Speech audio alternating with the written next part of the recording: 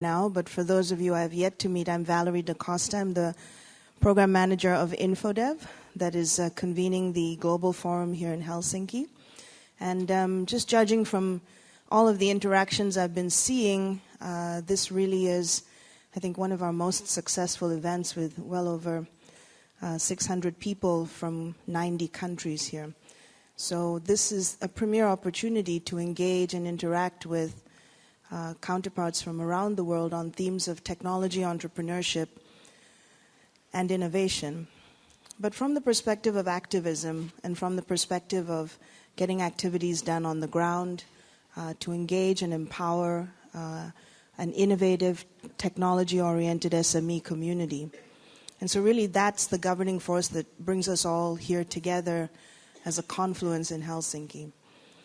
One thing I just want to share with you is that from the time that we began to construct our network of small business incubators, which currently numbers about 350 around the world, so it's therefore the largest of its kind in the developing world, InfoDev has now started to grow its vista and grow its perspective to include not just the process and the expertise behind incubating small business or nurturing or growing small business, but then trying to follow them on the technology entrepreneur journey in a post-incubation environment. And for that, we know very well that the two challenges that the technology SME community and innovative startup community tell us in developing countries, the two biggest challenges are effective policy engagement with the governments that help to set the business enabling environment, number one. And number two really is this technology financing gap. The difficulty for SMEs in the technology space to gain access to appropriate, flexible financing instruments. So that second issue is what led us to convene this panel today, which I think is actually a blue ribbon panel. And I've been waiting for this discussion all week. This is the first of its kind that we've convened to try to begin to flesh out what the challenge is to finance companies in this particular segment and to brainstorm solutions for how the World Bank, together with our partners at the IFC, can fashion appropriate solutions. So who better to moderate this panel than a very good friend of mine and a colleague of mine for now 4 years. He's such a close colleague, I had to get his business card to read his title because I forgot what it was. But this is Kent Loopberger. He's the Global Head of Technology, Media, and Telecom for Global Infrastructure and Natural Resources Department of the International Finance Corporation. And so I hand the floor over to Kent to moderate this panel. Thanks, Kent. Thank you, Valerie. I mean, one reason she doesn't know my title is we went through a reorganization. Prior to that reorganization, we were one group, and I think we had a lot of value out of that one group. We had our bank colleagues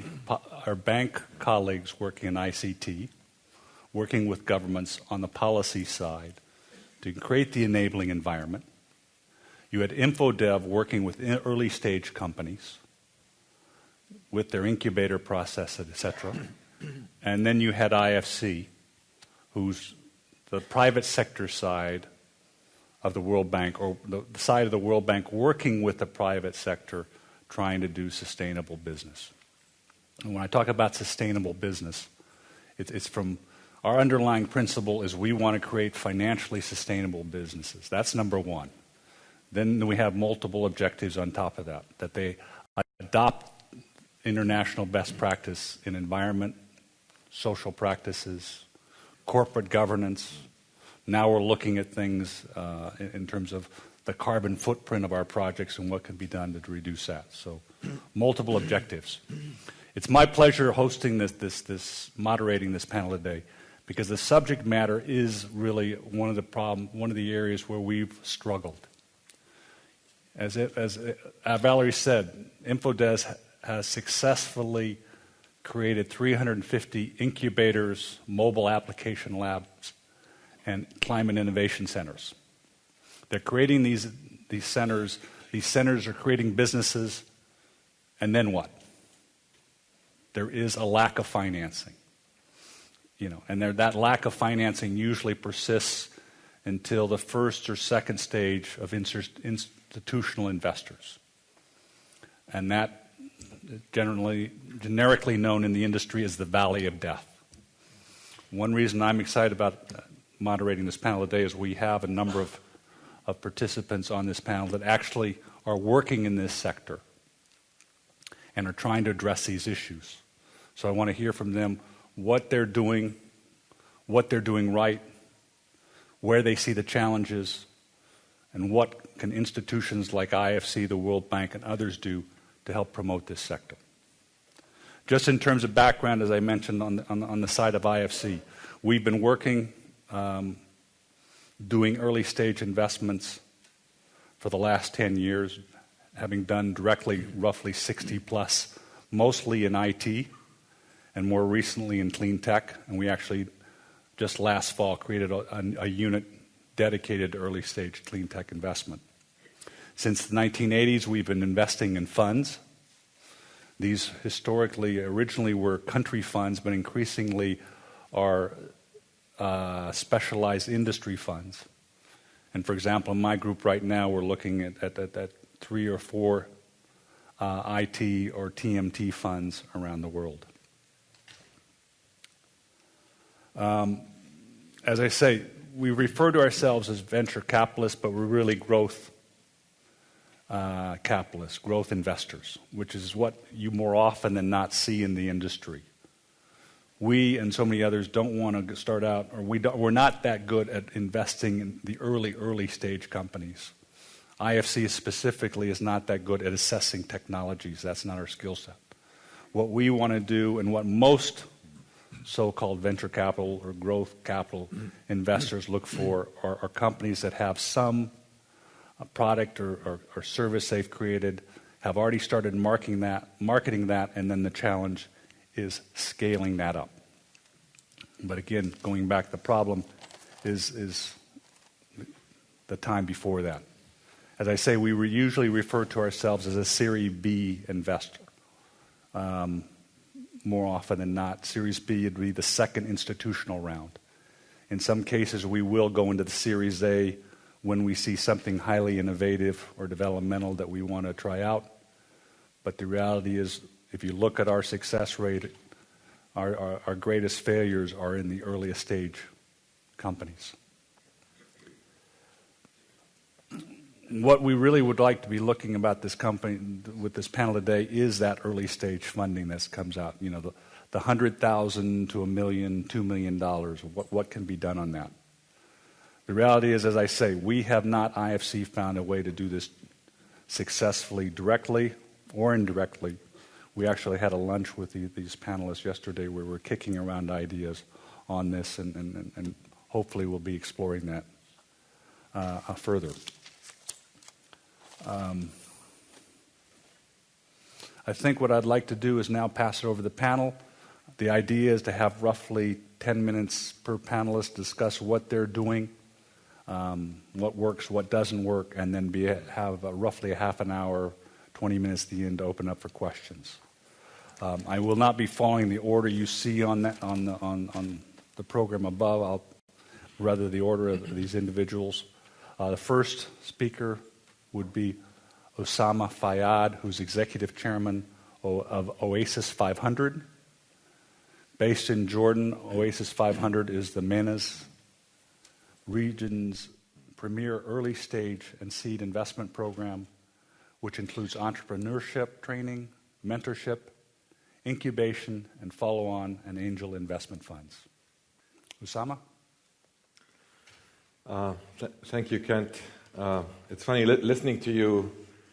When he started saying early stage, he couldn't get himself to go below the 100,000 threshold. He said 100,000 to $1 million. I actually believe, and in fact, it's something we tell our entrepreneurs is, I've heard the story of, I need 200,000, I need 500,000, I need $1 million. And I have a standard answer to it, which is, if you're going to spend $1 million, you're first going to spend the first $15,000. So tell me how. And that's how we work. Oasis500 is it's a unique It's a unique project for the MENA region.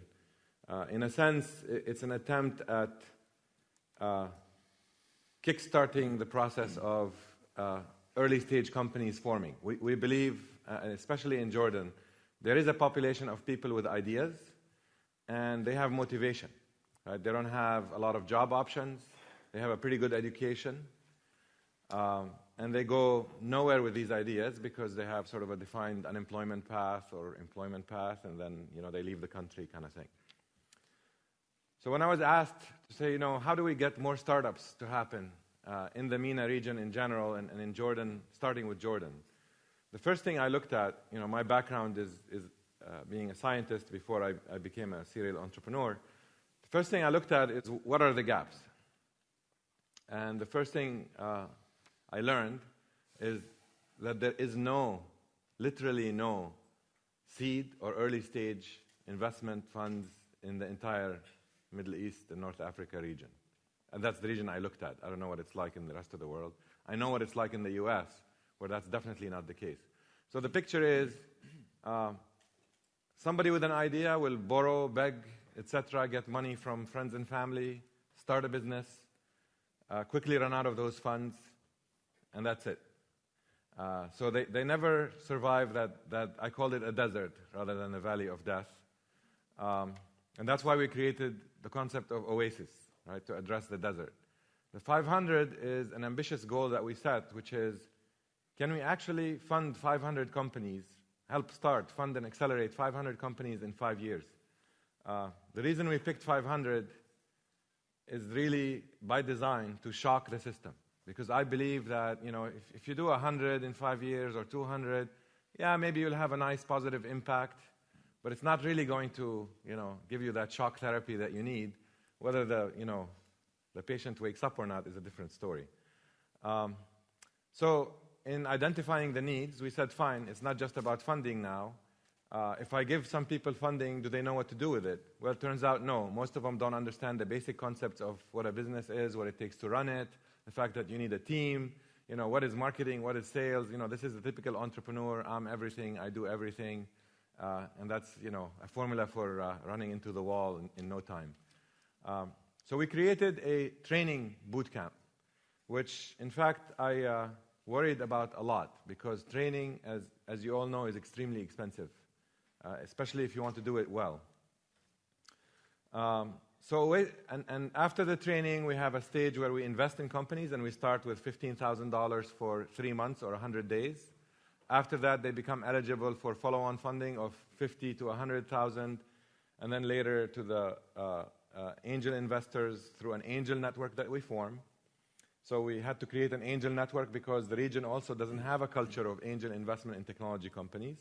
And I should say we're focused on ICT, digital media, and mobile technologies. And that's partly because I understand that space, and partly because I think that's a space where people can create markets that are regional or global. Jordan is a small country. The Middle East in general, is a much larger market that can be addressed, and the world, of course. So let me, the best way to describe this, and by the way, along the line we have to do mentorship in a region that historically hasn't had a tradition of business people mentoring sort of strangers, that they'll mentor family or their own companies. So we created also a mentor network. So there's 4 things, right? The boot camp for training, investment and acceleration, mentorship, mentor network, and angel network. So now that we've been in operation for 8 months and we've tried the entire cycle, we've trained 5 waves of entrepreneurs. We started out with a wave being 30 companies. The demand was so high that we grew our waves from 30 to 60. When I came up with my Excel sheet model saying, here's how we're going to hit 500 companies in 5 years, I modeled that 50% of these companies are not going to survive the boot camp. And we designed it to drop them off. In fact, it turned out 90% of them survive it, and the quality was much higher, so the yield, the percent of companies that I invest in after the boot camp, is much higher than we modeled. And I'll talk about those results in a sec. So that's the boot camp. We did the accelerator, and the accelerator it's a very nice formula When you enter, the final pitch you make, you do a whole bunch of pitches as part of the boot camp till you learn how to talk to investors.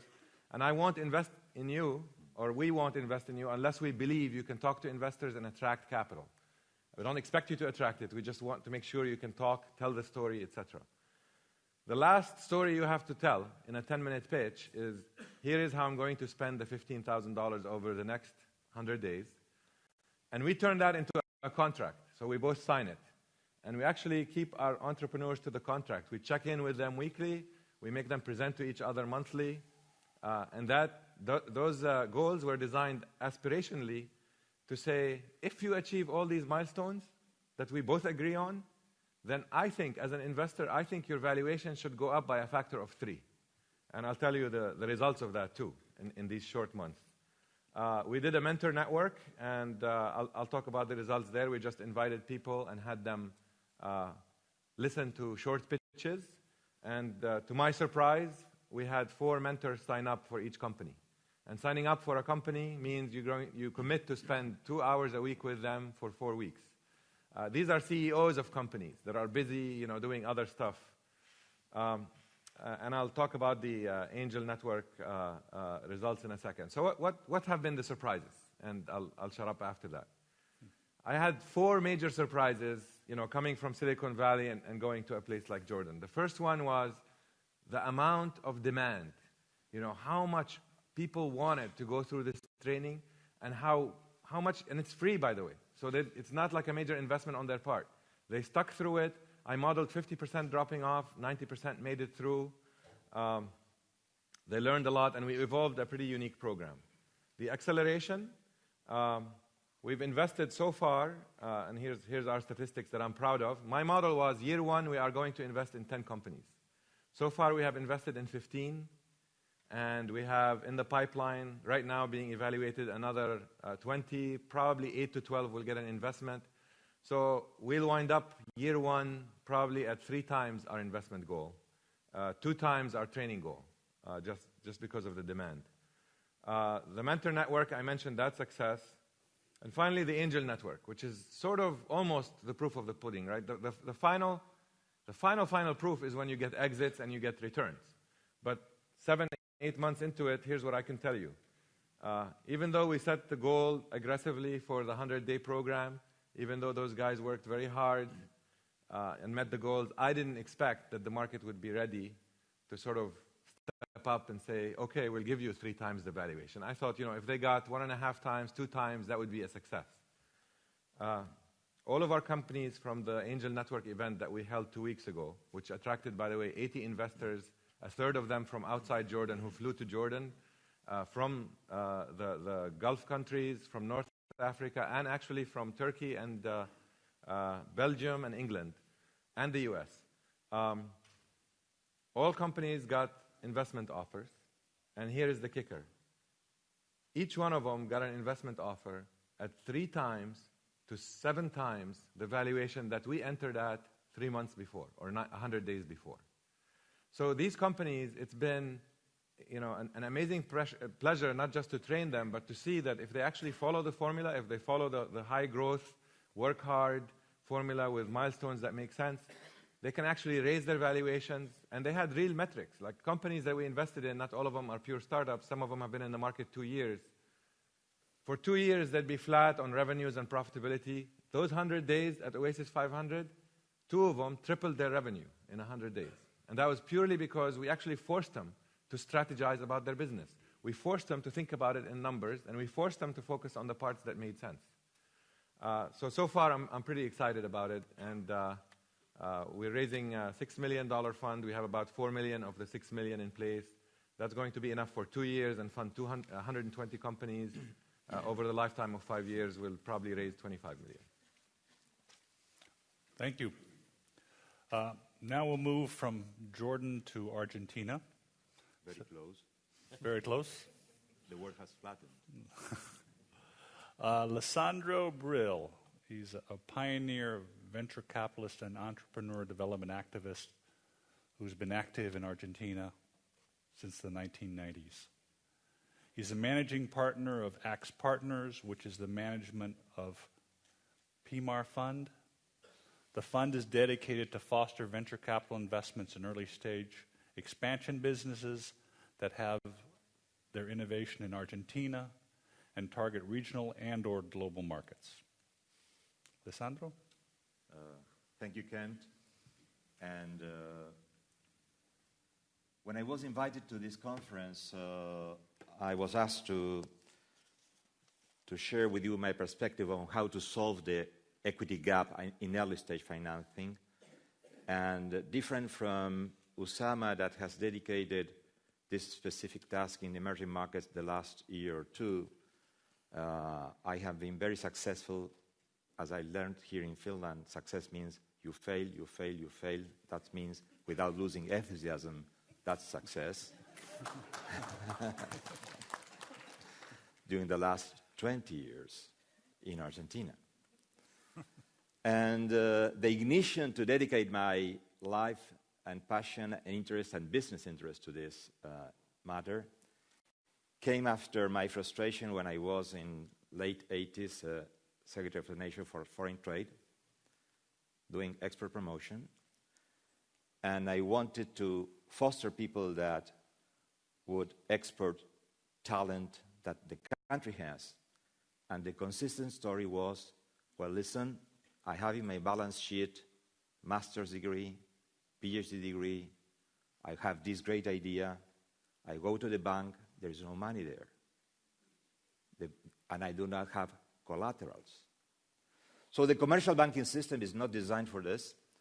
And I thought, well, something has to be done to finance people that has ideas, passion for entrepreneurship, and want to develop a business. When I was living in the States during my graduate degree, this was something easy there in Cambridge, Massachusetts.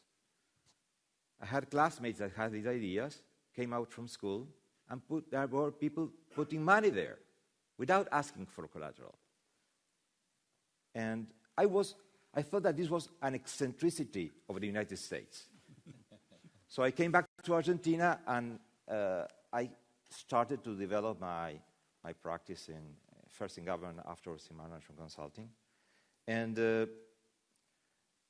I was frustrated because really I saw that the talented people of Argentina, and Argentina is a very, very, very entrepreneurial country, is ranked by GEM, the Global Entrepreneurship Monitor, among the top 5% of entrepreneurship activity.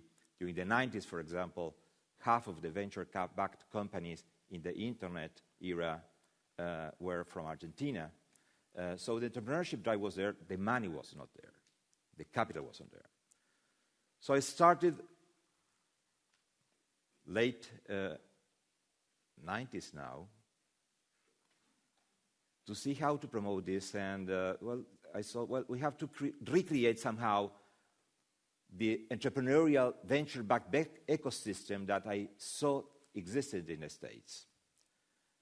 At that time, two youngsters from America, Peter Kerner and Linda Rottenberg, show up in Buenos Aires and say, we want to create a foundation dedicated to promote entrepreneurship in emerging markets. Endeavor was the name. And we want to focus in high-impact entrepreneurs, because we see that the leverage really for economic development is the entrepreneurial drive of a community. And I say entrepreneurial drive. The focus was on entrepreneurs. And really Endeavor made a contribution, and Argentina was the first country in the world to have an Endeavor organization put in place.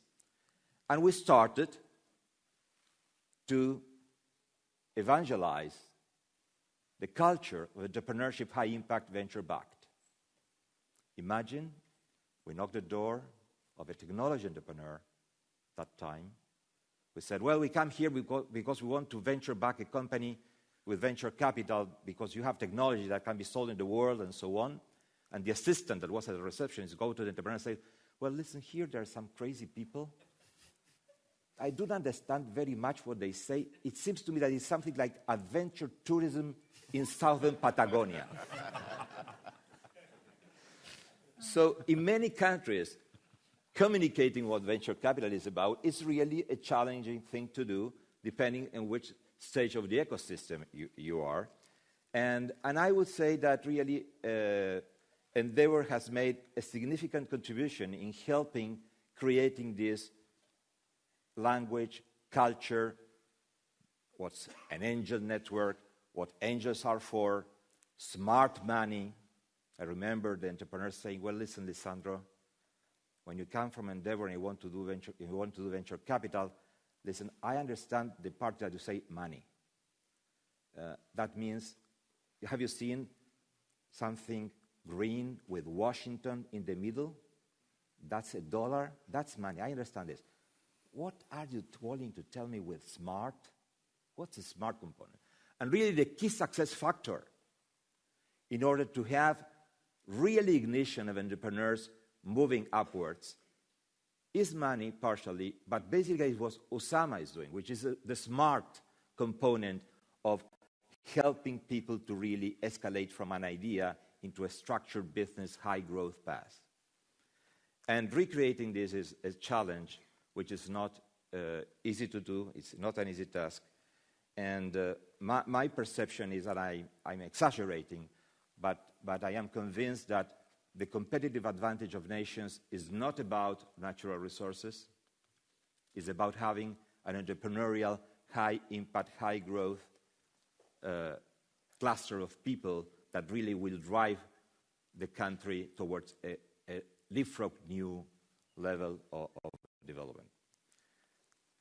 I was successful in the late 90s in structuring my first venture fund with American investors. And we said, well, we are going to do hands-on investments, and we always I always position myself as a smart hands-on manager, doing a lot of the mentoring and a lot of the coaching for the early stage entrepreneurs where we wanted to invest. But it's clearly that from the venture capital perspective, having a fund that invests, let's say, $500,000, $300,000 to $2 million, these are the numbers, at least in my country. You need deal inflow. And the deal inflow, which is the raw material for venture-backed companies, which is the model, the venture capital model is clear. The early stage accelerator model still, for me at least, is not clear. It's something that is needed. And for this reason, in my current fund, PIMAR, we have decided and take the decision of really investing a part of the fund, let's say $2-3 million, in an accelerator like Usama is describing. I have tempted Usama yesterday to come to Argentina. He wants to stay in Jordan and his children learning Arabic after having a successful life in the States. But really the key success factor of having these accelerators being in place and really do the job is not the real estate, is not the university that has the infrastructure. All this is already there.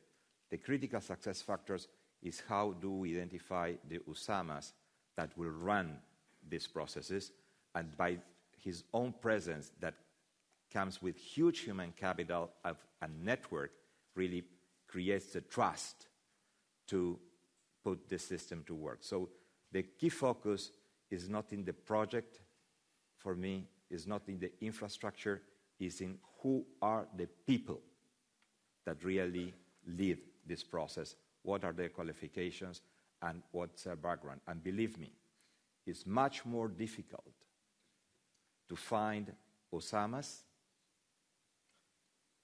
or Raúls than finding a CFO for a private equity fund that manages $1 billion. You go to a headhunter and you find these people. There is no headhunter that can find easily this type of profiles, and that's part of the challenge. I am wrapping up, and really would say that I am very, very enthusiastic after these meetings, and really I congratulate InfoDev and World Bank and IFC, because I see from Valerie and her team and Devan and his team the attitude to really address the issue to make it happen. And now Valerie, and I call her the queen of the InfoDev, that came here with 50 children, successful entrepreneurs of their own respective countries, she is now becoming a victim of her success, in the sense that if we don't find the finding for the successful people that we have identified now, and really there are clear signs that there are 20 high-growth impact entrepreneurs here, the whole machinery that has been put in place will die, because the water, the financing to follow up this success needs to be in place. And so, really, if Helsinki will be reminded as the innovative, and I feel the atmosphere, everything here in Helsinki is mobile and innovative. I thought this was a very stable society, but everything is mobile and innovative. Will be reminded as being the place where the synergetic effort and brainstorming has created this business model. We have done our job. Thank you. Thank you, Alessandro. I think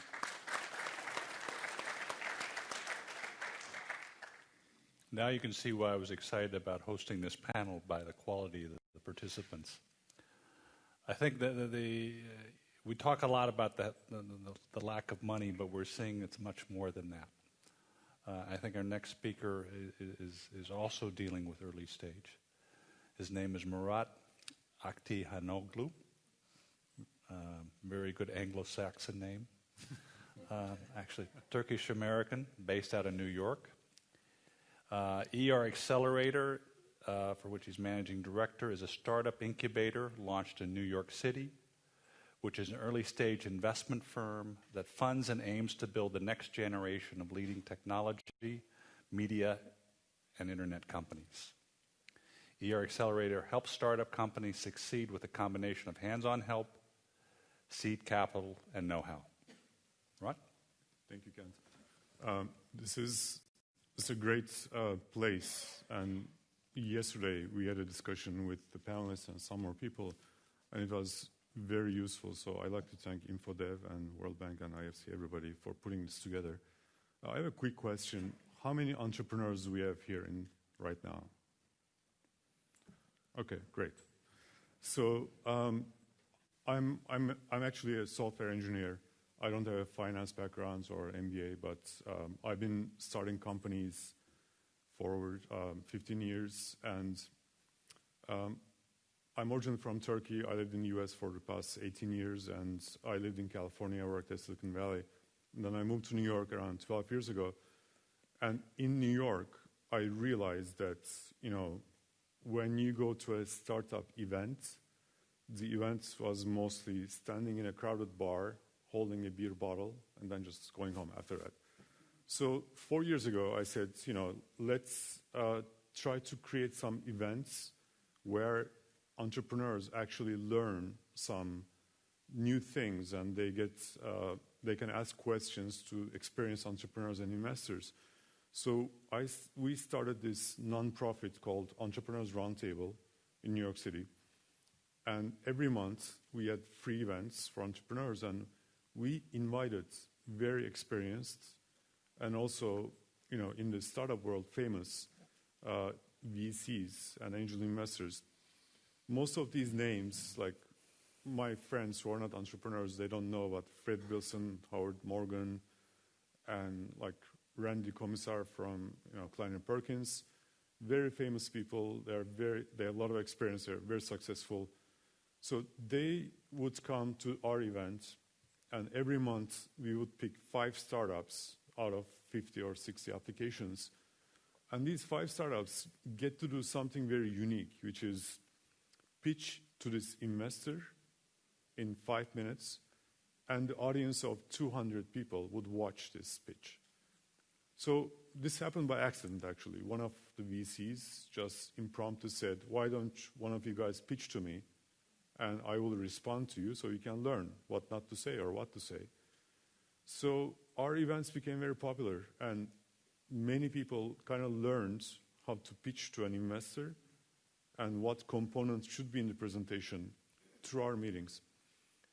And with this, we expanded our events into Turkey, into Istanbul and Ankara, and we have people from my alma mater, Bilkent University, who's helping us in Turkey. And also we started having these events in Japan. And also this year we started in Philadelphia, and we are looking into Brazil and India and possibly Abu Dhabi and possibly DC as our next steps. So the reason we are having these global events all over the place, these are free events, is we want to build the local networks, and eventually we want to combine these local networks. So if there's a very promising company in Turkey, we can connect them with investors from New York or vice versa. So Entrepreneurs Roundtable have been running for 4 years. We had around 200 companies that pitched at our events. We had more than 50 events. More than 1,000 companies applied to pitch. And we had over 60 venture capitalists and angel investors come and speak at our events. And last year, summer, those investors started asking us, you guys are too informal. You are too unprofessional. You just do these events and then you help some random people randomly. They said, why don't you do something more structured? And we started looking into this with my partners, and we realized that around 40% of companies who came to pitch at the roundtable, they were getting funding eventually, up to like 1 month to 8 months. So we realized that we had really, really high quality deal flow. So we started talking to all the people we know in New York, Boston, California, and we started asking them, like, how would you envision an accelerator? What would be the best components? And obviously, we looked at other very successful programs like Y Combinator and Techstars and Dreamit and Launchbox in North Carolina. And I also interviewed face-to-face 10 startups that came out of these programs.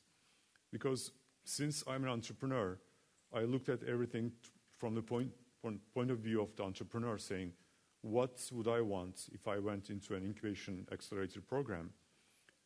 And we found out very, very typical good things and typical bad things. The most obvious bad thing was one very experienced entrepreneur or investor coming to this incubator and lecturing like 40 people at a time. So generic advice can only be, preserve your cash flow or work hard. So we decided we're not going to have any of this. And slowly we started building our mentor network. And we came up with around 180 very experienced, really amazing mentors. These are venture capitalists, angel investors, serial entrepreneurs who had multiple exits. And now they are sitting at home, and their wife is telling them, why don't you go outside and do something? And they are bored. They don't know what to do. So when we asked them, they jumped on this. They're like, great, so my summer, I'll do something.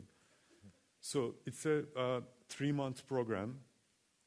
And yesterday we announced our 10 companies. We had around 500 applications from all over the world, actually. We are very proud, from everywhere, from Africa, South America, Europe, India, China, Taiwan. And we interviewed around 100 companies. So during these 3 months, we are going to give these 10 companies office space in Times Square. We are actually a little worried about the tourists. There's too much crowds and a lot of stuff, a lot of noise happening in Times Square. But during those 3 months, these 10 startups will get $25,000 and also free legal services, free web hosting from Microsoft and Amazon, and they will get even free flights from American Airlines. So each of our startups, they get 5 free domestic flights, so they can fly around to California, Texas for conferences or to meet with other investors. And also they get free books from a publisher, and they get free phone service from phone.com, and so on and so forth. Obviously, like, the subject of this panel is financing this early stage. How can we finance this? And yesterday when we were talking with this group, we realized that, you know, this is very different from running like a $20 to $100 million venture capital fund, because they have like 2% expenses and 20% carry model, which doesn't really work. I mean, Osama's, you know, a small fund cannot pay for Usama, and we have to find a solution for this. We have to come up with a new structure so that there are more funds like, you know, Oasis500 in Jordan, and we are also planning to expand into other countries as we, you know, establish our structure. But the main point is, where I'm from in Turkey, there are great entrepreneurs with very good ideas. But if you do not enable them, if you don't give them good examples of success, these people will go work at banks, or they will come up with bad ideas. They will copy Groupon. There are like 25 Groupons in Turkey. So they will come up with the 26th Groupon. So we want to stop that. And I think this is a great venue for, you know, for the solution. And I want to thank InfoDev, World Bank, and IFC for enabling this. Thank you.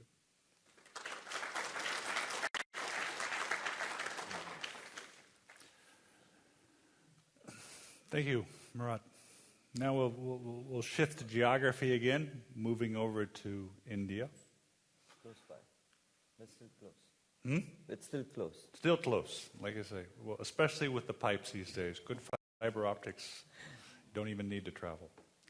I was very impressed with how you're doing it in terms of trying to attract entrepreneurs from all over and creating the networks between the entrepreneurs, because that's so often the experiences they have, how they can leverage off of one another, because people don't realize it, and we see it in our own portfolio companies, how much they appreciate when we talk about what's happened in South Africa and how those lessons can apply to India or China or Brazil. As I say, our next speaker is Rahul Padwartan. He's Managing Director and Vice Chairman of India Company Ventures. India Co. is an investment and financial services firm listed on the Bombay Stock Exchange. It provides growth capital, strategic direction, and hands-on operational and financial expertise to fast-growing companies. India Co. invests in proprietary capital, manages private equity funds, and also private equity placement and merger and acquisition advisory services. Thanks, Kent, and thank you, World Bank, Valerie, and the rest of the InfoDev team for putting up this great panel. I mean, if there's something that I was actually looking forward to was meeting the rest of the team here, and it's been an absolute pleasure. You know, going back, you know, when we went, you know, to India Co's first beginnings, our intent was always to do, you know, early stage incubation, and we started off pretty much as a, you know, hands-on accelerator incubator, because we used to run boot camps, et cetera, and one of the biggest problems we faced way back when we started, you know, was okay, you guys are doing an incubator. Okay, how many eggs do you guys hatch? How many chickens do you hatch every month? So those are the kind of questions we're getting back, you know. And this is India, you know, where capital is supposed to be available for early stage companies. So that's the background we started at.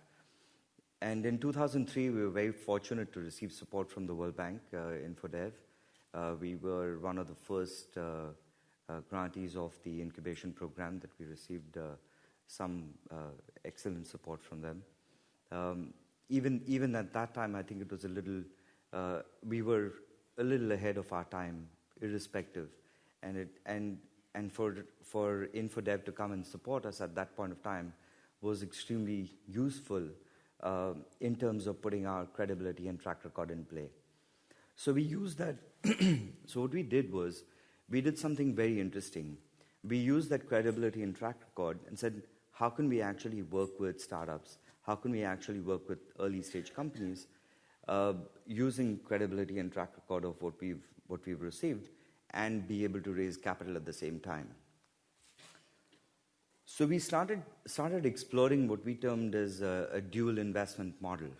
And Indiaco was one of the first guys to support several companies, and we did make significantly several investments. We're also extremely lucky that several of them did extremely well for us. We got listed. We got an excellent return for whatever we did. So we used that, and we said, okay, we're going to create a fund. It's going to be a private equity fund, because there wasn't capital available for early stage. But our intent was always to support early stage companies. So we said, hey, what we'll do is we will invest $2 to $5 million in a stable, growing company, so it's growth capital. But what we will do is we will make synergistic acquisitions of smaller vehicles or smaller companies that can align either to technology, team, product, market, etc., with the large entity. So it was a bypass, for us to raise a significantly larger amount of capital, because that's what everyone wants. We have 2 funds in play right now, and we're still getting push from our partners saying that, look, go for a $250 million fund or raise $500 million. Don't raise $100 million. So these are typical pressures, because most of these institutions have their own pressures in terms of what they can deploy, and their internal costs determine how much they can deploy in these companies or these funds. So having said that, we went through an interesting transition of early stage, and we're still focused. Our strategy still focuses extremely minutely on what we term as technology focus, which not very many private equity funds actually have. So we still focus on IPR. We're extremely focused on the team. We like markets. We like significant markets to grow. So we do focus on markets that are outside India typically. But we've also realized that India is a big market as well. So we tend to bring companies. So we've done acquisitions outside India. So startups and early stage companies outside India, we've made acquisitions for our anchor investments, thereby bringing technology, excellent teams, and products and scale to the Indian market. The last investment we did was, we made about, I think we invested about $19 million. But we made 16 small acquisitions in that large vehicle, through which we were able to consolidate. We acquired a very small design firm. It was a 10-people design firm, early stage startup. We acquired a prototyping company out of Italy, for this large vehicle. And we were able to resurrect the whole storyboard, running what we term as our early stage mixed strategy with private equity. But there is capital, and we're seeing, we also realized very quickly that for us to be able to create, access points like Usama and what, Murat is doing in New York, we have actually taken we've taken a significant equity stake in an accelerator in India. And the intent being very simple: we'll run our companies through an accelerator program, and whatever comes out of there, whatever spills out, and whatever is interesting for us, if it synergistically fits in any of our vehicles, we will bring them into our vehicle. And that's we realize that there is capital deficiency in terms of early stage. We understand that. But, this is a interesting play by which we're trying to, provide capital to the early stage companies. Great. Thank you, Rahul. Thank you very much.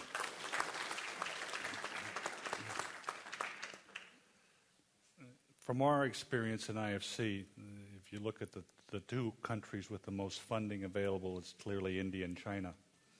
That being said, I think there's still the challenge, and maybe we can explore a little further, the early stage investments. And as you were saying yesterday, you said there's close to like 400 funds, 400 funds right now in India. Funds, yeah.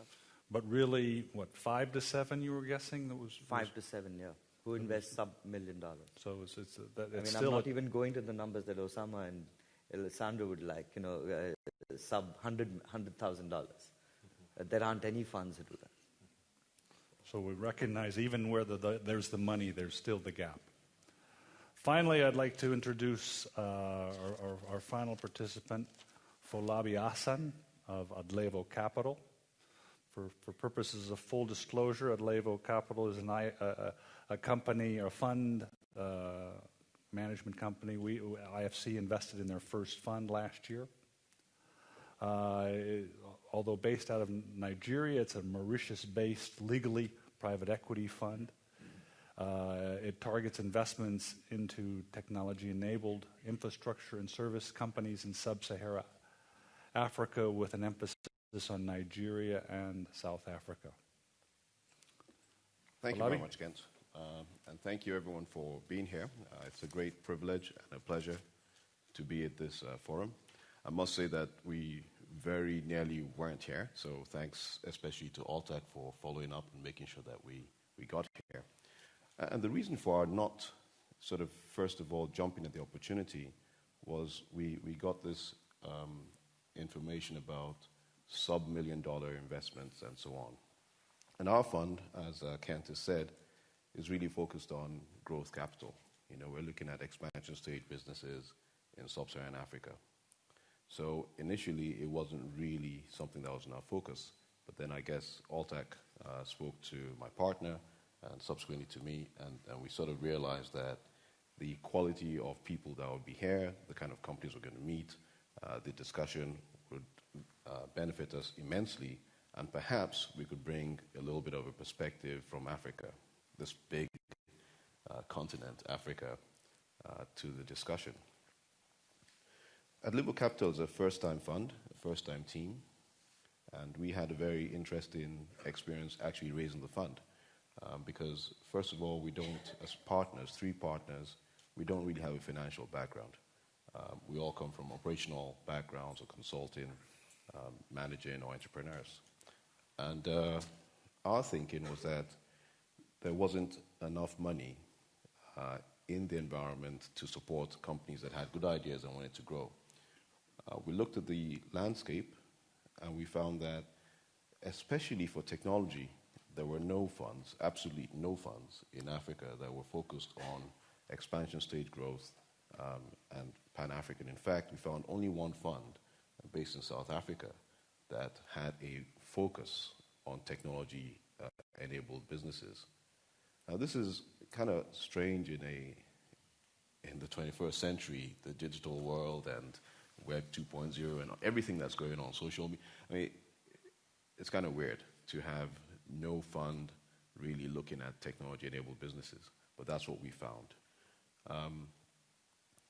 When we looked deeper into the issues, we found that there were lots of companies that were active, small companies active, trying to do things in that space, but we saw that there weren't any large companies for them to sort of plug into. So there's another gap there in terms of the landscape of businesses, where when you have a small company that's doing something, who is this company selling to as a big company? Who are they plugged into? Where's the value chain for growth? And this only existed to some extent in South Africa. The rest of the continent was really sort of empty. So our target was really to say we wanted to find the companies that were already at some stage selling things, having some revenue, but needed to expand across Africa. So it's expansion not just within your market, but also connecting to the markets that are the hubs, which is why we're in Lagos and Johannesburg as offices, even though we're a Mauritius fund. And we really work to get regional companies to look at the large markets of South Africa, large markets of Nigeria, and say, what can we develop in Ghana, for example? where the market in reality would be Nigeria. And just to say what is working, we are finding that this overall thesis is beginning to work. We see many, many companies in Ghana, which are small companies, 5 people, maybe up to 10, working together. But the technologies they're working on, the systems they're working on developing, would be very useful in Nigeria. Now they have a big issue trying to cross the barriers, and there are significant barriers, even though we have the continent as being one large continent. In actual fact, there are very big differences between business in East Africa, in West Africa, in South Africa. The whole place, there's language barriers, there's regulatory barriers, and so on. So having a fund where the partners are operational hands-on people who understand some aspects of technology you're speaking about, who've also been entrepreneurs in the past, and who can help you to move your idea and your technology from one region in Africa to another, I think has been a very big positive for us, and that has brought lots of deal flow to the fund so far. Listening to the other panelists this morning, I've been barraged by ideas, all sorts of things coming to the fore. Jordan, Argentina, New York, and also India. And one of the things that I've realized is that we have a big deficit in Africa in terms of where we're starting from. The conditions precedent, what we ought to have to start with in many parts is not there. And one of the big things that I think is really a problem is that people, want to go to some parts and don't want to go to some parts.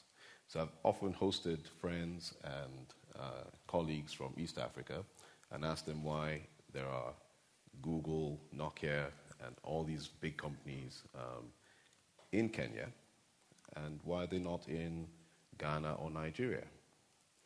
And the answer that my partner gives tongue-in-cheek is they have better safaris in Kenya.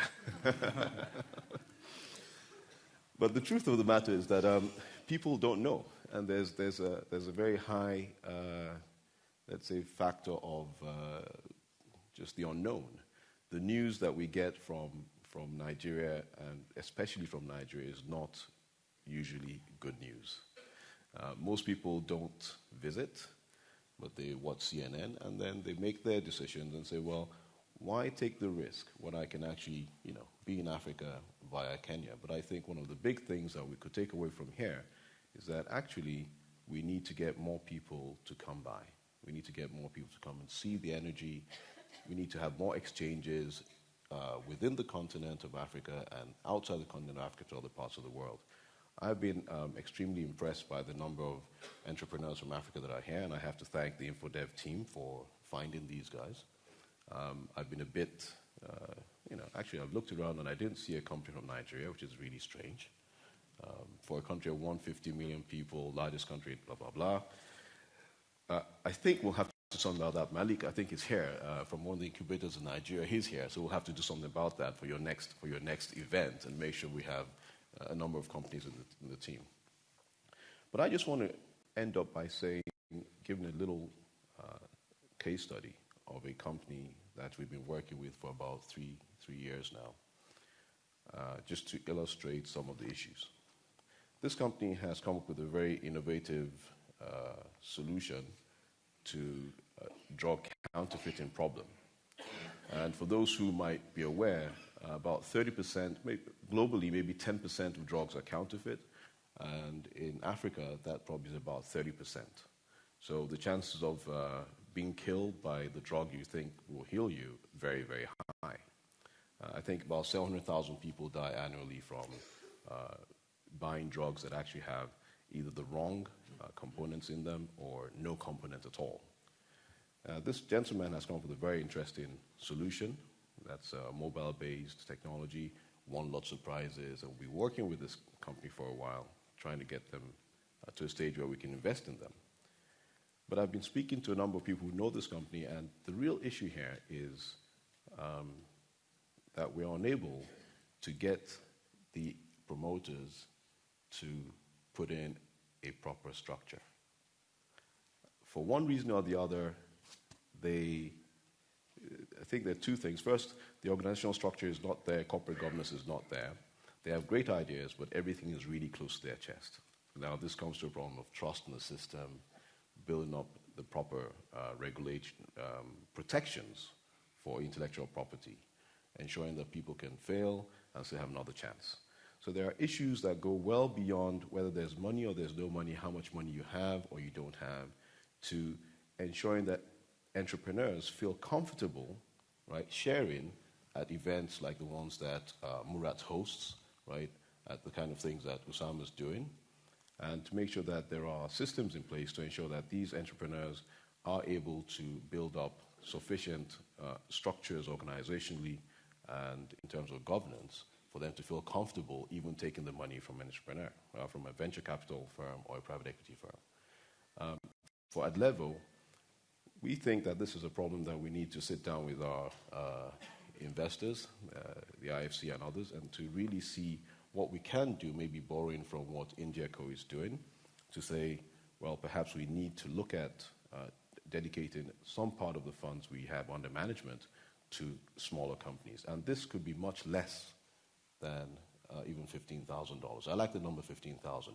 The number in my head is about 5,000, actually. You know, if you that's about ₦1 million in Nigeria, something like that. So if you have ₦1 million in Nigeria, $5,000, $7,000, you should be able to get started, even if it's a high-cost environment. So I think I'll stop here. What I'm trying to say in a nutshell is that the problems, I think, are qualitatively different in some parts of Africa. I'm impressed by Kenya. It's a very different ecosystem, and I have some ideas about why that is different. I think Ghana is also different. But if you look at where the real growth and action will be, and that's not because I'm a Nigerian, but I mean, you know, it's got to be that Nigeria has to get it right for Africa to also to grow. And for that to happen, there are qualitative issues that we all need to deal with, you know, beyond the money problem. I think there are lots of ideas here to help us with that. Thank you.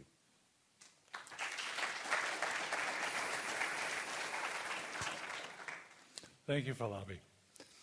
I always remember the quote of John Templeton, whose statement was, "The best time to invest is the moment of maximum pessimism." We have in IFC sort of the African derivative in terms of, you know, the best time to invest are the countries in the worst situation because you can get great opportunities. And if you look at our equity returns as a continent-wide, they're probably highest in Africa than anywhere in the world. So, you know, yes, it's a difficult place to invest, but because it's difficult, there are good opportunities. With that, we would like to now take about, I guess, 15, 20 minutes for an open discussion, questions to our panel. So I'd be asking if there's questions from the audience, and if so, please state your name beforehand. Just before I already see a few hands before that. I would like to just follow up, especially with Usama and Murat, for a question I had, because as we've seen, you know, it's not a question of just money; it's a question of guidance, mentorship, other seed investors. So I'd put it to you two: what would you recommend, or how have you gone about, one, finding the mentors, and two, the angel investors? So speaking for the Oasis500 experience, you know, I think it's easy. I hear this term a lot. There's, you know, it's not just about funding. But the unfortunate part is when people say that term, they forget about, well, if you don't have the funding, you don't have anything. So it is true that it's not just about the funding, but let's not forget that it's not easy. Say what I'm trying to do. It's not easy to convince investors to invest in early stage. Why? Because there are no successful early stage funds out there to date. I think Y Combinator and Techstars have begun setting some of the examples. I think what I've witnessed, at least in terms of the growth of the valuations of our companies, the examples are starting, but it's not enough. So what does that mean? That means we need help. We need help to make sure that we get investments from entities, whether it's IFC or others, who actually lend credibility, give assurance to investors that this is, hey, wait a second, this is not entirely crazy. I mean, I'll quote a couple of statistics. Y Combinator. In a very recent interview, I think about a week ago, by Paul Graham, who's sort of the only mentor in Y Combinator, the total worth of the portfolio companies of Y Combinator now is $3 billion. Do you know how much was invested in those companies? $5 million, right? $5 million to $3 billion in 4 years or so. Techstars, which actually uses a mentor network, has a very nice statistic. Half the companies they invest in don't make it, but of the other half, 30% will have an exit at $10 million or above within 2 years, right? The other 20% go on, and who knows what happens to them. But we need a lot more of these stories. So, with Oasis500, I can go around. 6 months ago, I had nothing to say. Now I can say, well, we're witnessing 3x to 7x growth in valuation in 100 days, in 3 months. I mean, those are interesting returns to investors. We need to sort of establish that and get investors comfortable to move to that. The other part of why I think early stage funds have not worked is what I started with my first comment. Training is very expensive. The way I got around that, as my entrepreneurial solution to that, is we set up a non-for-profit company, which actually goes out and begs for money from telcos, from banks, from other institutions to say, please help us fund this training course that we give free. Now, one of the things I learned from doing this is what I thought was the greatest weakness in the Oasis500 story, which is the fact that the training is very expensive, turned out to be our greatest strength. Why? Because during that training, I can do the kind of due diligence on not just the idea, but more importantly on the individuals and their commitment and their resilience and all that no VC, no venture capitalist can ever do. They just simply cannot afford to do it. And what I also learned is this hands-on 100 days gives me a way to evaluate these companies and to know them more than any VC could ever know their portfolio companies. So by the time they finish the 100 days, if I say, this company is going to make it, I'm saying it with more knowledge than anybody else. But these things, running the angel network, running the mentor network to support it, running the training, is very expensive. That's another area where we need help. Without it, I think the economics are simple. You cannot have sustainable early stage investment funds without that ability to attract the sponsorship and to attract the supplemental funding to get started. Now, I believe, and I'll end on a positive note, that once we have these stories in place, once the process gets started, you'll actually grow business models for these things, right? Techstars today actually has a real business model. I think Murat is onto something, and he's going to have a real business model. But these guys operate in the United States.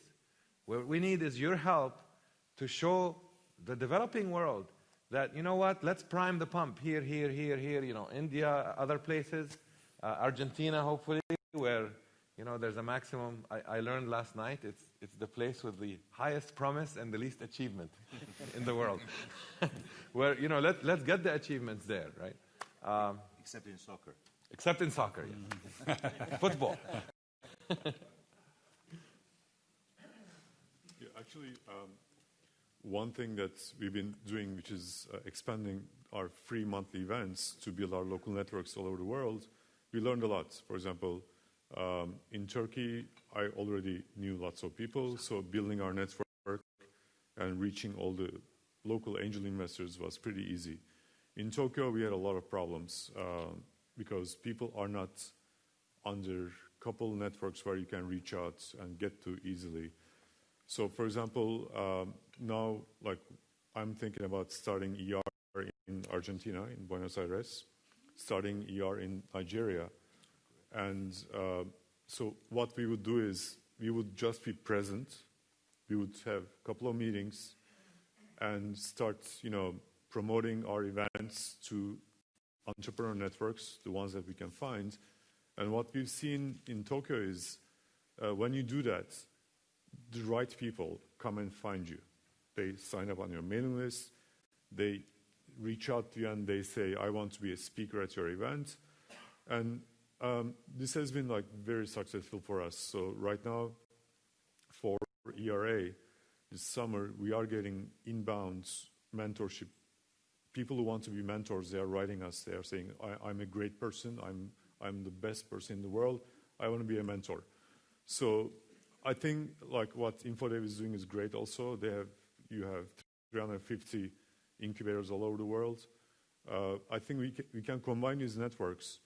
And once we do that, all these great companies, like a startup from Usama's Oasis500, we can get them funding from another country, or like we can take this startup and do their marketing in Europe or in the US.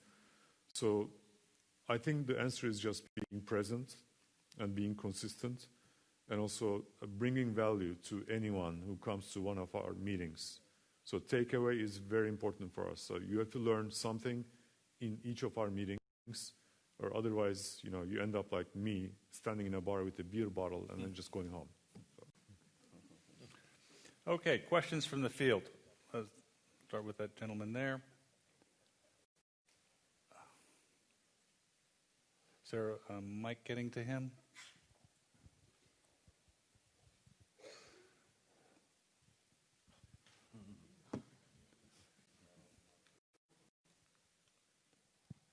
Good morning. I'm Balachandran from India. Let me compliment the panelists for the comprehensive discussion. It was really enlightening. My observation is like InfoDev's first global forum was in India in 2004.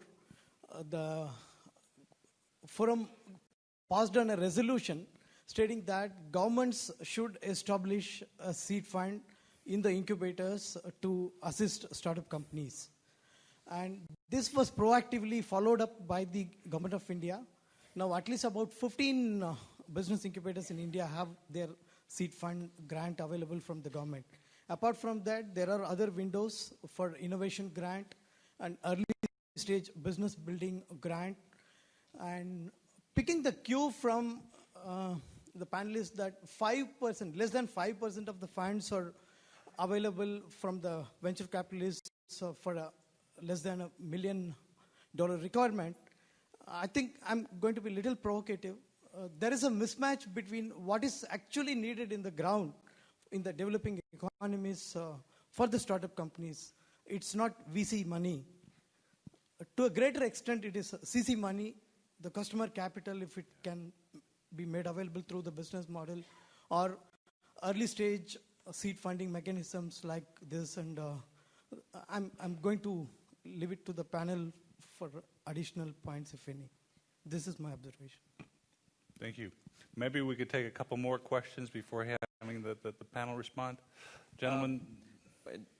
The topic is technology financing, and the comments were made about the valley of death and desert and then oasis, and then the comments like $15,000 go a long way because you have to spend $15,000 first and then you go on. I think all of those statements are fairly appropriate when you are focused on IT solutions. So if you're creating if you have a social networking idea, it really works if you get $15,000, you start up, you get a network of 10,000 people, you can get $20,000, you get a network of 100,000 people. By the time you have a network of 1 million users, you pretty much can go and get financing. So that all works. But if we move to fields other than IT, like chemical engineering, so suppose I have an idea where I have come up with a catalyst for Fischer-Tropsch process to go from syngas to biodiesel.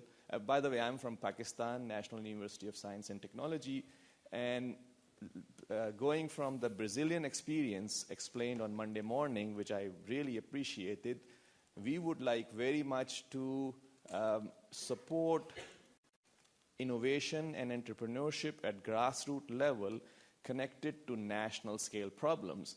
And this is one of the problems. Now, when you are solving this problem, like catalyst for a very significant chemical process needed for national growth, then the ideas of $15,000 really don't take you anywhere.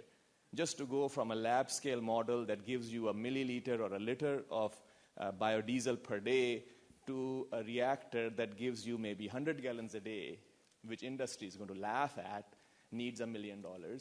If you are successful at that, then to take it to a chemical company that's willing to test it out, you probably need another $15-20 million.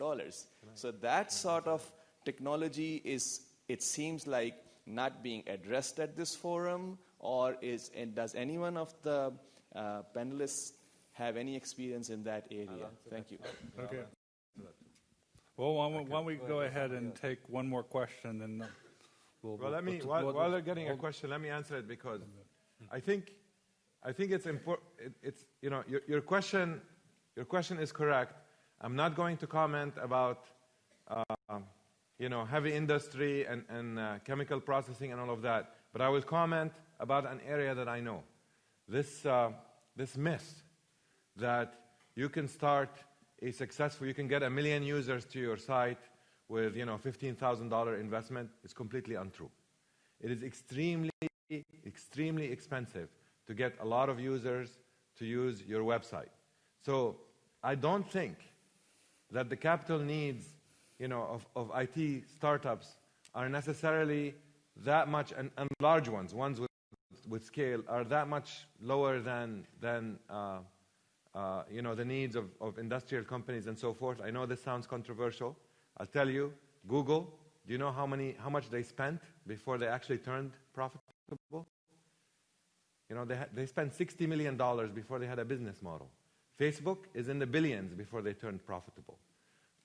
LinkedIn, well over $1 billion spent before they actually, and they're not profitable yet, right? Now, here's the point. The point I'm trying to make, at least my experience, is fine. You need 10 million, you need 100 million, great.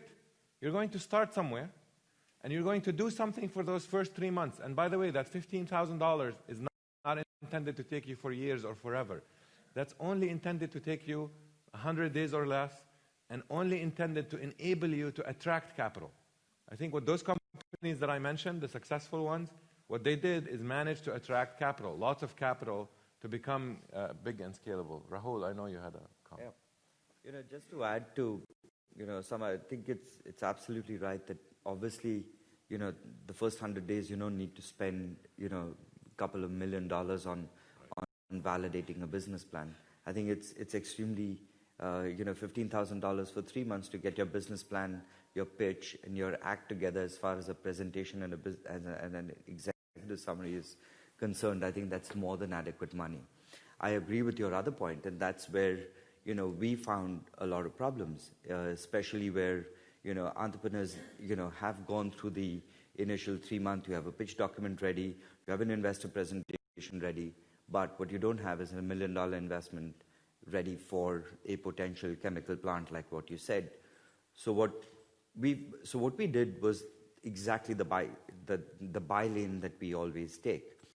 Very simply, we would hook you up with someone within our portfolio group that has capability to manufacture what you say. Now, if you're a lab scale product, you'll be extremely scared to take that to the large manufacturing entity, because you're not going to be able to show and demonstrate scale. So obviously that takes two things into account. First, your product validation, which means scalability of a product, immediately comes into play.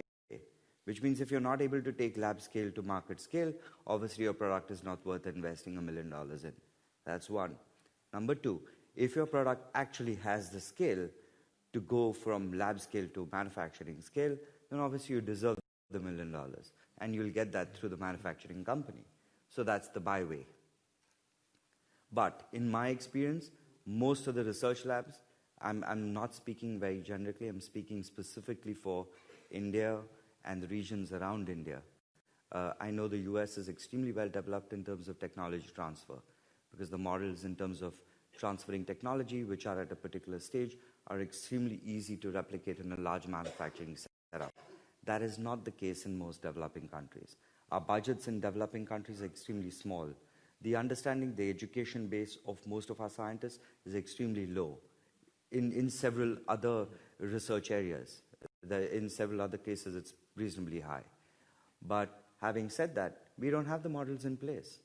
I mean, if you seriously think that the technology that you have deserves $1 million, I'd be very happy to speak to you and put you in touch with the manufacturing base. But if it doesn't make sense, you'd be losing out on that opportunity. So, thank you. Clearly a hot topic. I know Lissandro wanted to make a quick comment, and then I know there's still a lot of questions out here. So, Lissandro? Yes. Hello. Yes, in my experience, for projects coming from engineering, university type of history, the issue is that when I ask the promoter of project, well, tell me what's the market size opportunity for this? Who are the competitors on a global scale for what you are trying to do? The answer in general is not there, because in the DNA of the team is not the market, the commercial, the opportunity-driven person. So if I have to make any comment is, how do we input very early in all these engineering projects the marketing, the commercial, the value of the technology from a market perspective to make an investment proposal attractive? And that's my feeling in general with the engineering university-driven. And not to dismiss the challenge, we do need help in the follow-on funding. I mean, I've been accused by many people in Jordan of, what are you, you're playing with people's lives, what are you doing? You're raising their hopes, and then they're not going to get follow-on funding, and they will just fall off. It is needed, right? You do need to set up a system. But I do think that the first thing you need to do is take whatever it is, the product, the idea, develop the business plan around it, make sure you have a team, make sure you have an argument that stands muster with investors, and then you're ready for that. So to me, if we can, and this would be a proposal to IFC, for example, help us create a funding source for follow-on funding for companies that actually have, checked the boxes on all the requirements to sort of go to market. Okay, thank you. Questions? Let's see, we got 1, 2. Okay, let's try right this there, gentleman here front. Oh, okay, thank you. I need that help. Actually, I have a series of comments, not a question.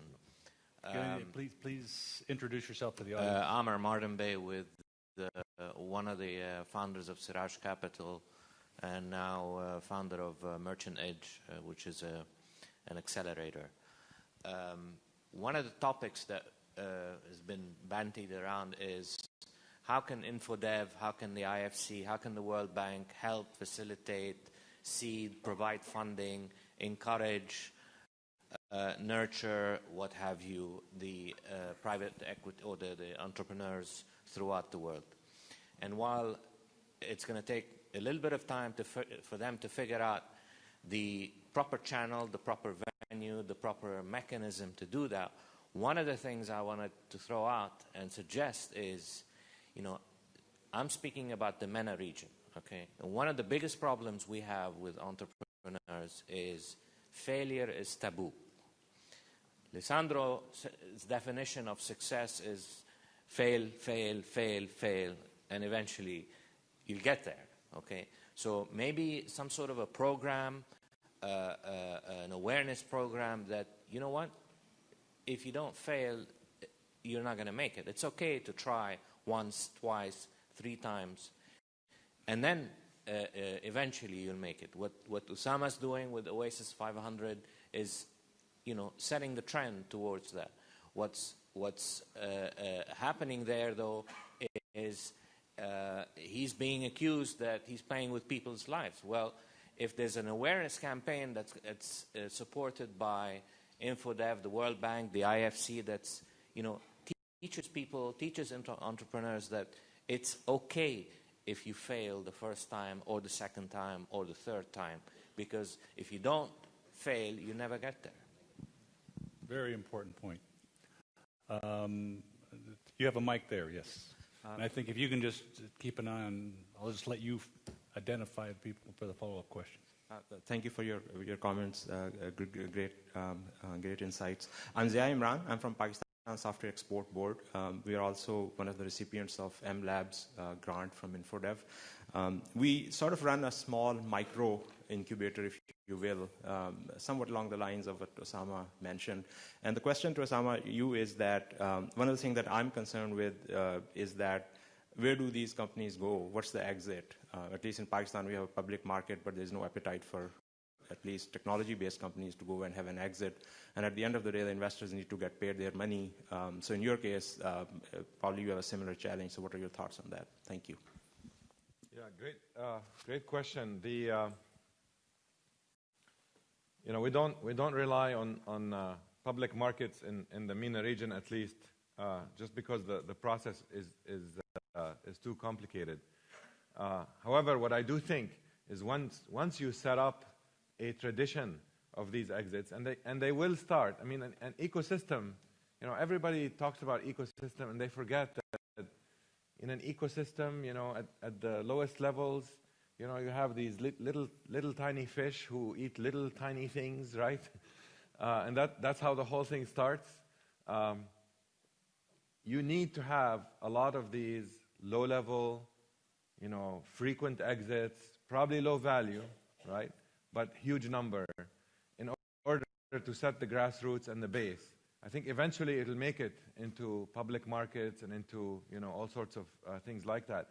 But I think in the MENA region, the private equity markets, in terms of companies taking out other companies or private equity funds taking out companies, is there. I think one of the reasons I was encouraged to do Oasis500 is I saw a region with, I called it financial constipation. Lots of capital and no deals to deploy it in, right? And the reason for that is actually a psychological problem, right? The guys with lots of capital are very conservative, and they just can't get themselves to step up and say, you know what, I'll fund you, it's okay. The logic of 10 failures and 1 success doesn't hit them right, even though that 1 success is going to make up for 100 failures. That's one. The other part is the guys who make it across the desert, where there is no funding, they get so hardened that they don't want to ever take capital for equity. So by the time they become interesting to the private equity guys, they basically don't want to talk to them, right? Hey, you mean you want a chunk of my company after I've been through all this stuff? Forget it, right? So, part of what we're trying to do is get rid of this constipation. Anyway, sorry for the bad analogy.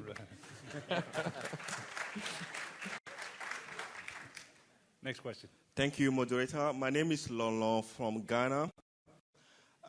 Thank you, panelists. It seems that we are leaving the financial sector, the commercial banks, out of the picture. They could also help. Currently in Africa, especially in my market, Ghana, the SME's main challenge is that the sector is too informal, and that the financial sector actually tag the SME sector a high-risk sector. And so they are unable to release cash to them without collateral, without insisting that they provide very, very strong collateral. And I was actually going to ask the panelists if we could consider developing models that will erase or minimize the risk component on the sector, the SME sector, which will then propel the financial sector to come in and also with a lower acceptable lending rate.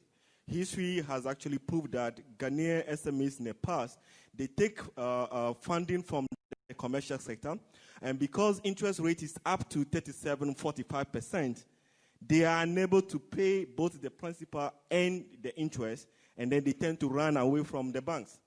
And their business die, and they have bad reputation with the bank. So I was looking at, venture capitalists, wonderful. IFC, World Bank, infoDev coming on board, wonderful. But it seems we are leaving the financial sector, the commercial banks, off the way. Thank you. It's a good point. One comment I'll make there.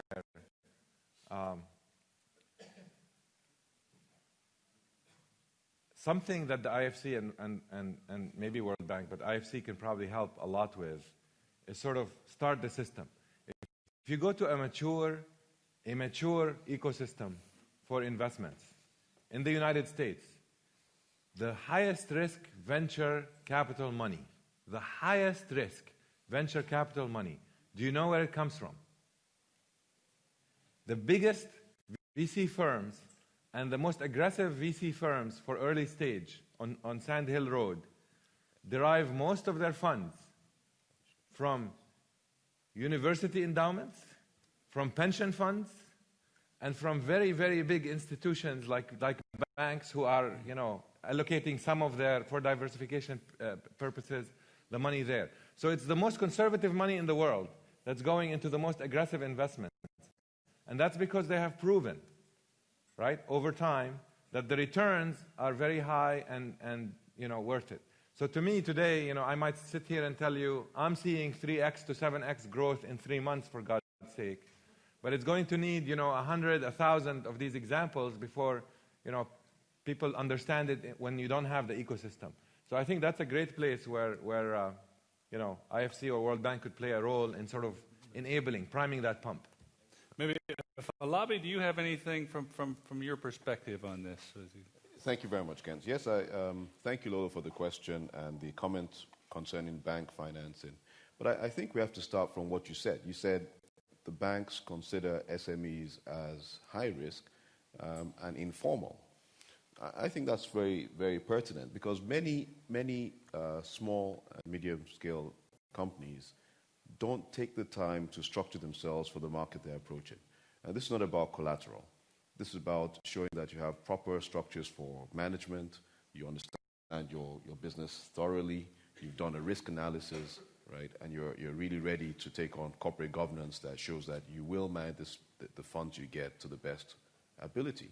Very often, the companies are very keen to get the money, and they don't do the proper math, okay? So they think they can take a loan at 45%. Well, anyone can really tell you that, all you need is for one deal to fall through, and then you're in trouble, okay?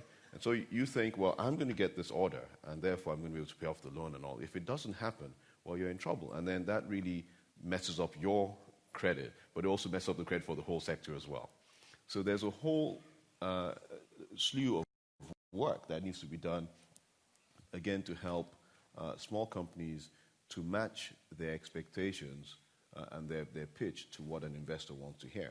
One of the things I think is very important is also the time between starting up your business and getting to speak to an investor or a bank. And I think Usama is very right. I mean, honestly, if it takes you more than 3 to 6 months to get in front of an investor or an institutional financier somehow, right, then by the time you actually do get money, you're already battle-hardened, right? You've gone through a lot of stress, and you're really not happy to speak to these guys. So rather than spend a lot of time, just bootstrapping for a long time, I think the better idea might be to start with very little money, put together a plan that's very solid, and try and get that financed by someone, and just take on the additional governance, additional structure, right? But that will help you go a much longer way. So we do see those issues with the banks, but I think that from our perspective, what we advise the entrepreneurs we see is get there quicker, right? Spend your first money wisely, put together a plan, put a structure in place, get there quicker. If someone says no to you, well, maybe you ditch that plan and do the next one. But don't stay on this one thing and say, well, I'm going to do or die. No, there isn't any do or die enterprise. Just get there with as much structure as you can and then move on. Can I just ask you a question? Do African banks recognize equity investment as a, because in India we have, most banks recognize 1:1. So if I make a $100 investment in a company, typically a bank would be able to provide leverage on the equity investment of, at least 1.5 times of the investment. Actually, I think the answer would be, in general, no. No. Yeah. The banking sector, again, this is one of the things about having private equity coming up in Africa now. The banking sector is really described as, lend you an umbrella when you don't need it, right? And then asking for it when it starts to rain. So they ask for collateral, and if you run into any trouble, they call your collateral, call the loan, and you're really left in the lurch.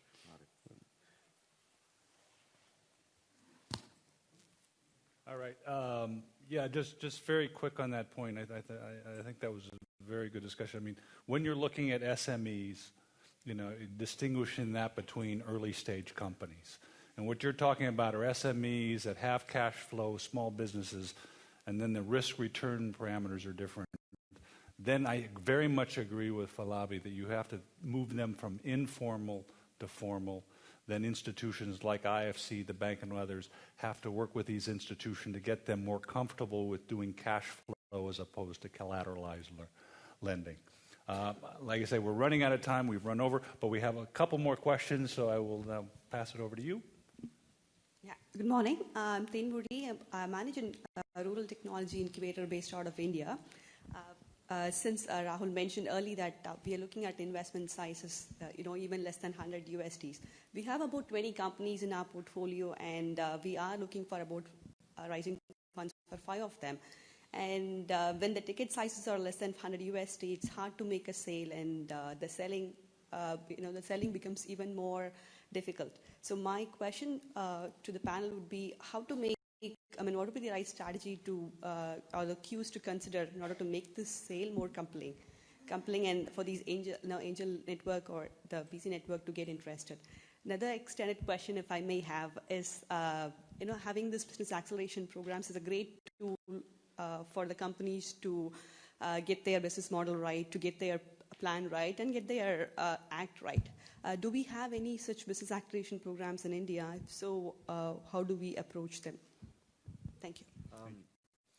I'm actually not sure whether the government incubators that are funded in India do have a program, but there's a company in Pune that we've invested in that does do this very similar acceleration program.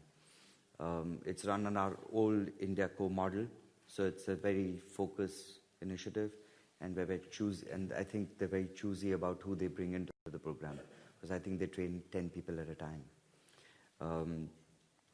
As far as the investments are concerned, specifically, it depends on where and what you're trying to raise. Whether it's sub $100,000, then there are several angel groups all over the country today. Mumbai Angels, Delhi Angels, there's Bangalore Angels, there's angels in Chennai that have just started up that we've also participated in. All these angels would be the right, specific place for, your innovation or your the companies that you have in play to go to. Post that, it depends on, what is your status on those companies, whether you've trained them up enough, whether they've gone through the programs in the right fashion, and, what they're able to, generate. Yeah. Angel investments are happening in India. And just to draw on a real example from the ground, small country like Jordan, no history or culture of angel investments. People looking at you funny if you say invest in a technology company that's not even profitable and is just starting. We held an event, 6 pitches.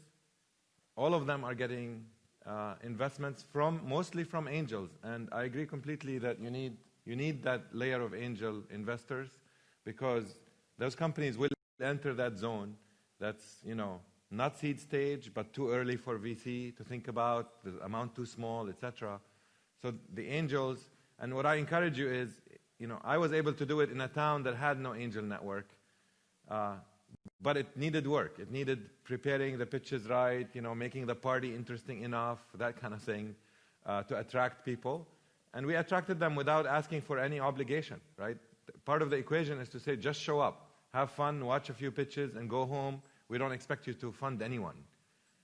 They get excited, they'll step up once they get the story. And that's another area where, again, IFC could help, is, co-invest with angels. Create some fund that says, we will co-invest if, the deal gets so much matching funds, that kind of thing. Okay, we have time for one last quick question and response. Good morning. My name is Ahmed Layali. I'm responsible for ICT incubation in Egypt. Actually, my question, I have a question and an invitation. Question for Usama and Murad is, how do you do valuation for your startups? Especially, Usama, you're saying you're keeping them for 100 days. And, it turned to be from 6x to 7x, which is very difficult to calculate for a startup, actually. And Murad, if you can comment on that, I'll be appreciating this a lot.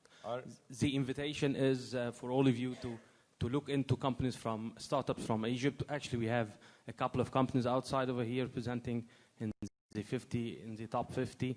And with the good news that Int'l had acquired one of the startups in Egypt, full acquisition, and Nokia actually is helping us in that space as well. Thank you.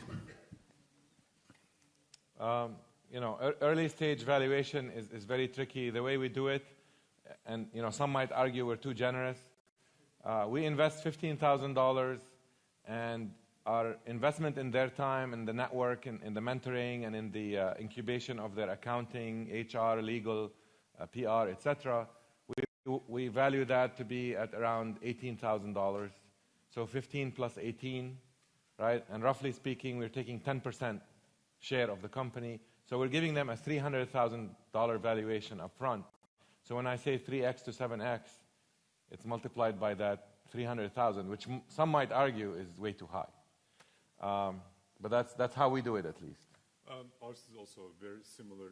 So we invest $25,000 plus all of our services, and we take 8%.